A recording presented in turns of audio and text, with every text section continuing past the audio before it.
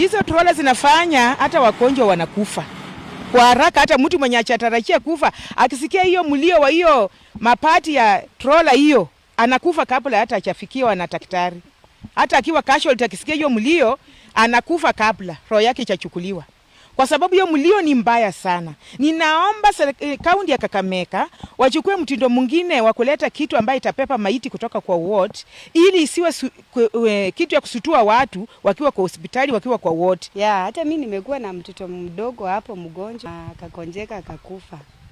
So wakati nilikuwa nangojea kukuja kuchukuliwa, walikuja na hiyo troli yao hiyo kubwa.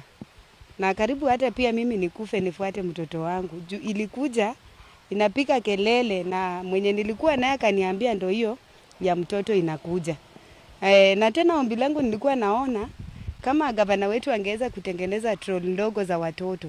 Juu walikuja na hiyo ya watu wakubwa na nilishtuka sana na mpaka sasa hivi naona mtoto wangu akitolewa kwa ward na hiyo troli kubwa ya watu wakubwa. Nilikuwa na mgonjwa hapa wakati aliaga ilikuwa saa bado karibu saa 1. Tukakaa ndio sasa mwili itolewe iletwe hapo mochari. Lakini kitu ya kushangaza wakati walianza kuja kubeba hiyo mwili, hiyo makelele ya hiyo kitu ya kubeba mwili, walisema ni troli, inapiga makelele mpaka hata wale wagonjwa wako kwa ward wanafikiria kama sasa hao ndio next. Yaani wanajua kwamba lazima kuna mtu amekufa anaenda kuchukuliwa. Kama kunaweza